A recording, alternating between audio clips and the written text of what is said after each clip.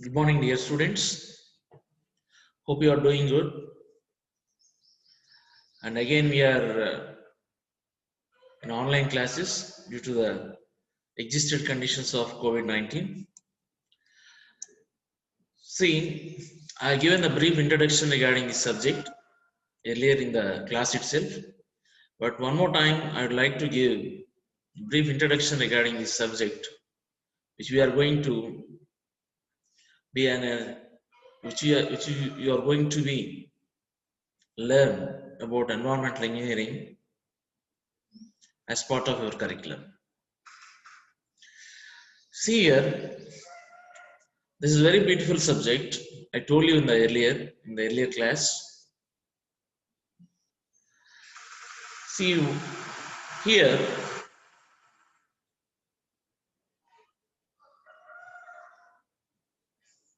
we are going to discuss about water and its supply from the starting to destination. Destination in the sense from the source to consumer here. See here, in this particular subject, as part of first unit, we are going to discuss about the necessity and importance of protected water supply. I told you that here this curriculum is completely designed regarding water. Of course, the word environment has a broad scope where all the domains like air, soil, water all comes under this particular word, but there is in a title EE1.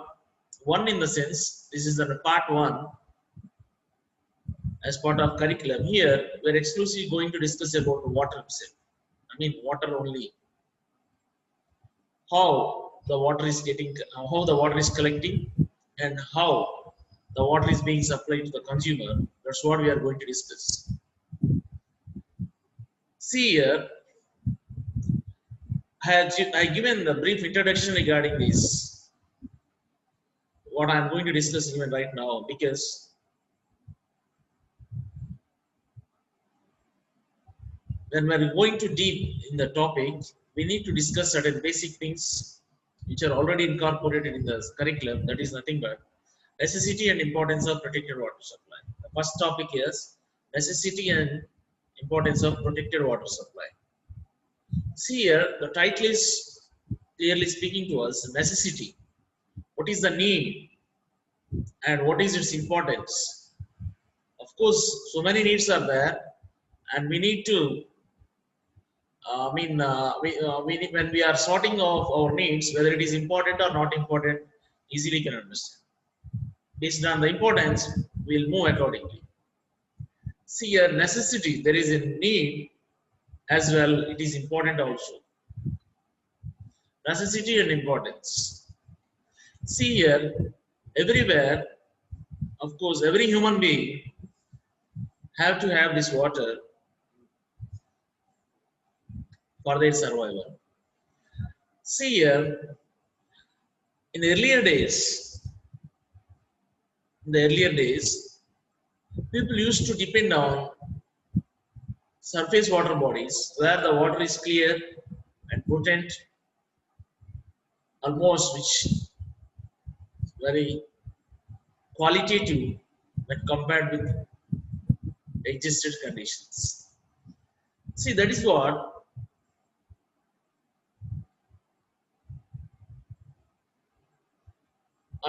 that is clearly speaking to us. In those days, people used to drink the river water or else any lake water directly without any treatment technologies.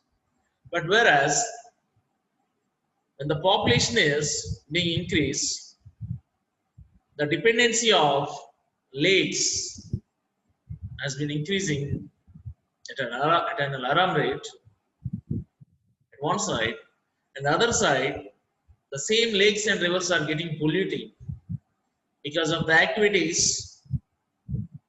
which are man-made as well as some other natural calamities also. Calamities in the sense like floods, maybe cyclones also. One of the reason why the rivers and lakes are accumulating polluted substances. See here what I am speaking is here the importance of the necessity of protected water supply is mainly by keeping view of health of the individual.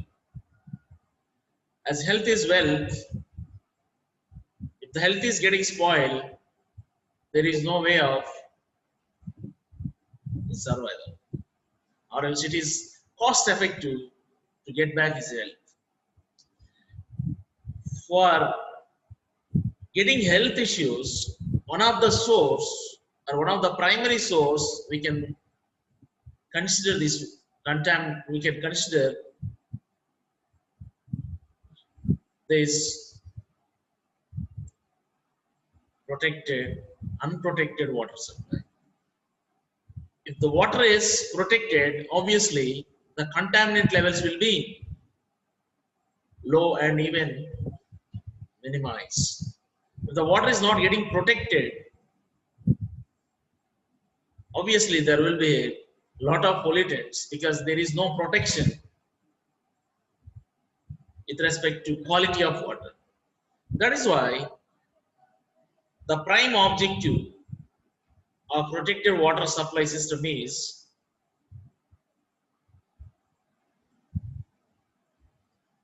to keep the individuals in more healthy conditions, which is negligible in the past years, maybe way back to 3 or 4 decades back. Now, the protected water supply is most important to the public, where it is going to play vital role with respect to the survival of human being.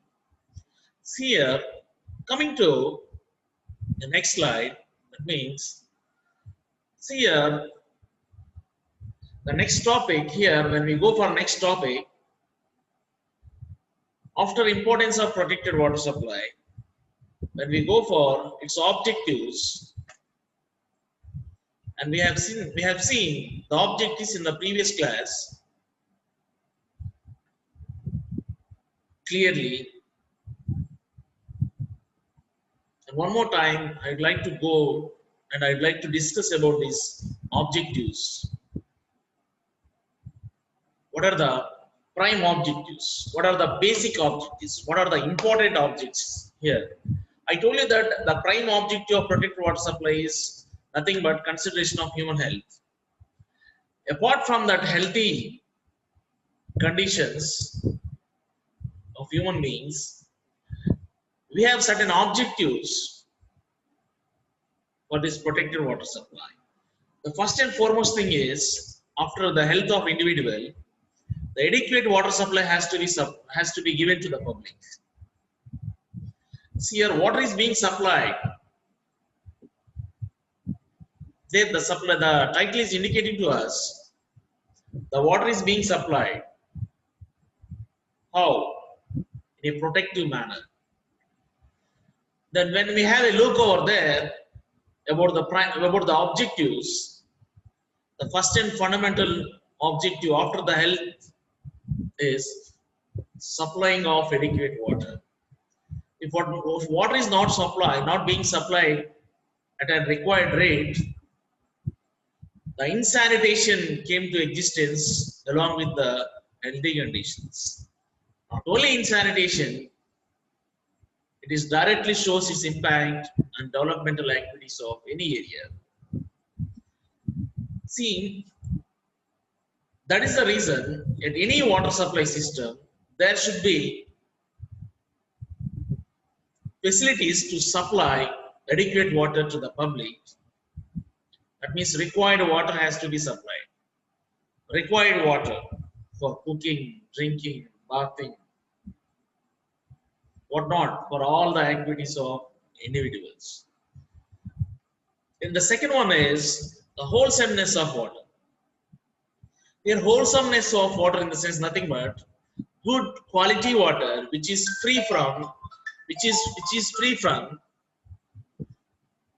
the water, which is from free from the unobjectable, which is objectable, which is free from objectable color, which is free from the other pollutants.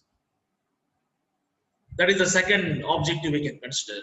And also, why this protected supply is to avoid the contamination from the source to destiny.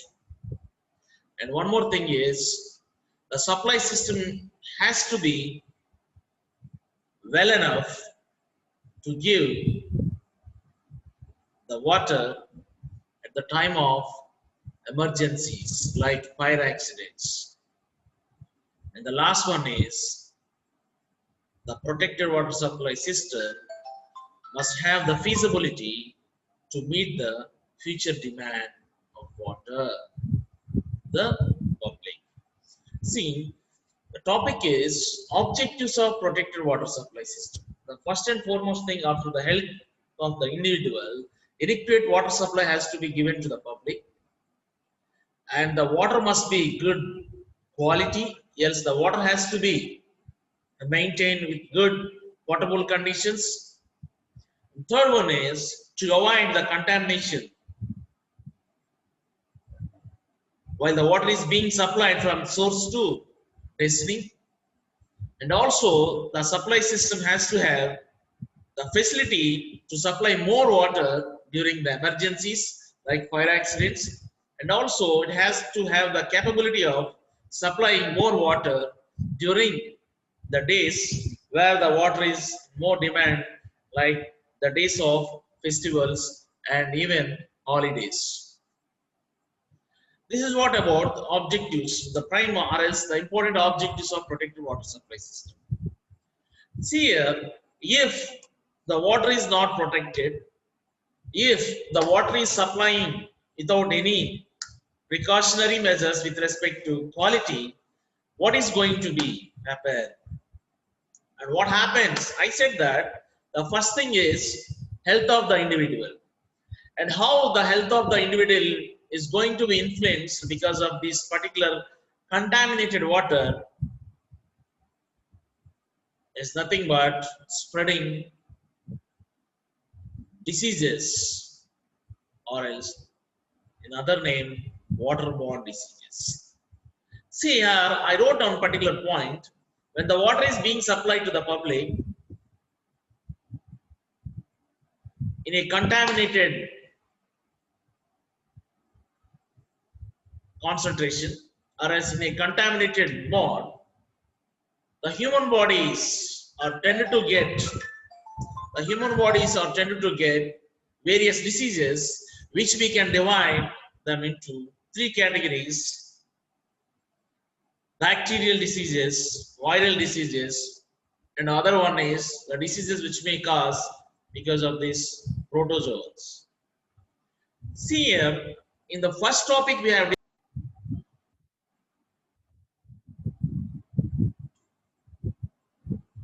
in the second topic we have seen the objectives of protected water supply, and thirdly we have seen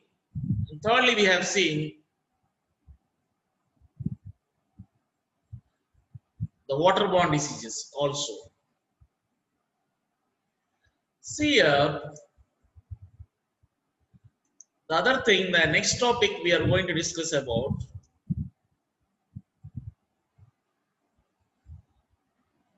this subject, environmental engineering, with respect to curriculum is waterborne diseases,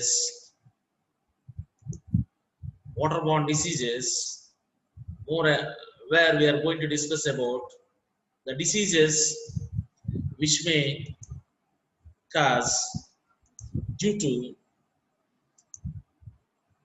the bacteria, viruses, After waterborne diseases, the other basic contaminants which are very suspected are nothing but viral diseases. Of course, when you have a discussion about these bacterial diseases and viral diseases, and of course protozoans, the discussion is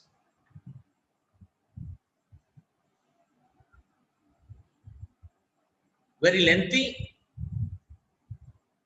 and we are not going to discuss more elaborately about these diseases, but as part of your curriculum, we are just discussing about one or two the major diseases which are highly suspected to the humankind because of this waterborne or else because of this contaminated water. The first one is cholera. You might have heard this word. This is happens, or else this is due to contaminated water mostly and primarily because of the fecal matter of human beings. And because of the causing agent by name Vibrio cholera, it spreads through contaminated water from person to person. To avoid this particular disease, we have to have the protected water supply. Earlier days, because of this cholera, many people were died. And to avoid certain conditions, we need to maintain wholesomeness of water when it is being supplied to the public. Coming to the typhoid, this is also one of the disease which may cause because of the contaminated water by the organism Salmonella typhus, and it is mainly because of the fecal matter as well as the contaminated substances like urine. When it is entering into the water bodies, from there to the human beings, the people are getting affected with this particular disease, which has to be restricted by maintaining wholesomeness water when it is being supplied to the public. Coming to the viral diseases, after I said that we are not going to discuss these about these diseases more lengthily because our subject is not about these diseases and all, but we have to have the basic knowledge what happens if the water is not being supplied at a wholesomeness or at a good quality level. Here, the next topic is, next subpart is viral diseases. The other viral diseases which may happen or as which may cause to the people through water is one is hepatitis. Of course, hepatitis, there are different categories, hepatitis A, B, C, D, like that. See here, mostly hepatitis C, where the other word is jaundice, not hepatitis C exactly. See, the jaundice, the other name is hepatitis. It's not about hepatitis B and C I'm speaking. The hepatitis, the other name which we used to use, which we used to hear is jaundice. It is because of contaminated water. See here, to avoid this particular disease, we have to have good quality water. This hepatitis is directly shows its impact on the liver of the human beings, and even sometimes death may occur if the person is not being identified about this particular virus when it is being attacking the individual who consume the contaminated water of hepatitis. The other one is cold. It is also due to it is also infection. Uh, of course, I said that here, cold is an infection in respiratory tract caused by number of viruses. We can consider this cold also sometimes because of viruses. And next one is, other one is protozoa. There, the first disease is amoebiasis. See here, the symptoms of diarrhea, loss of immunity, and gradually it may end with death, and the one is not treated well.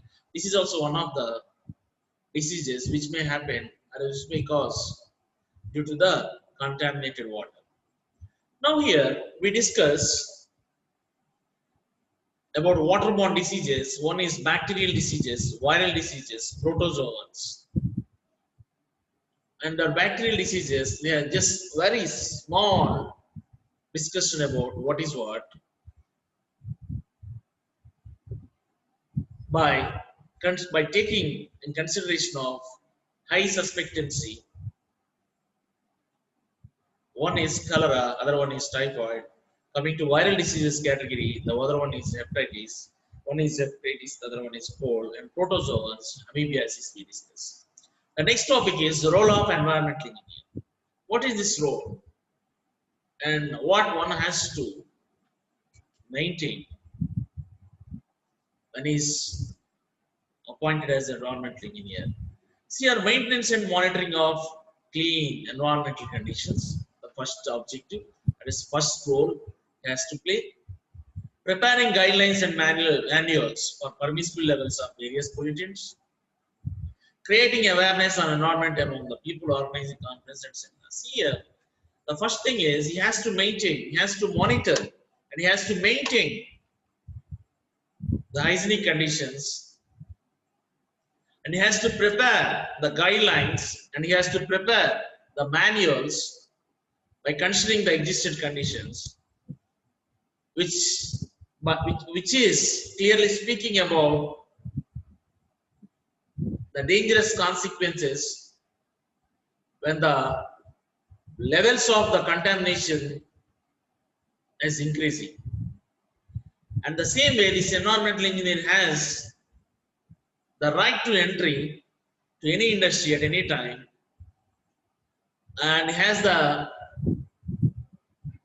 authentication to impose penalty whoever violated the rules where the environment is being contaminated. And the other role is the technologies has to be introduced the society to reduce the complex environmental issues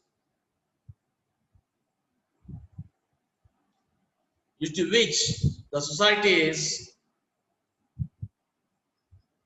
going backward. See here, the other one is encourage, he has to encourage the green technologies such as CNGs and the other concept like wow, wealth out of waste, and 3Rs, reduce, reuse, recycle methods wherever applicable. See, all these are the basic roles of environmental engineering: maintenance and monitoring of clean environmental conditions, preparing guidelines, creating awareness, right to entry, and introducing technologies for complex environmental problems, which leads to, or as which goes, or as which promotes sustainable development. On the other hand, it has to encourage the industries which are maintaining good environmental conditions by announcing certain perks, and it has to encourage the green technology like CNGs, WOW, and R3s to promote sustainable environmental conditions. Today we have discussed the necessity and importance of water supply, and necessity and importance of protected water supply, objectives of protected water supply, waterborne diseases. There we discussed about bacterial diseases, viral diseases, protozoas, role of environment in here. These four we discuss as an introduction part by name, environment and water. The title is environment and water based on your curriculum. And in the next class, we'll discuss the about the complete scenario of this water supply system with a flow chart like this. And in the next classes, we'll discuss, the coming classes, we will discuss more elaborately all these topics where you are being visualized with this flow chart.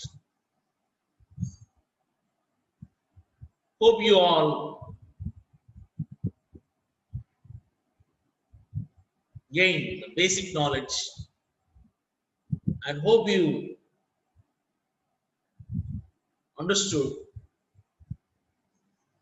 about this introduction class, and tomorrow we'll go, or else we'll go more elaborately the days to come as per your curriculum.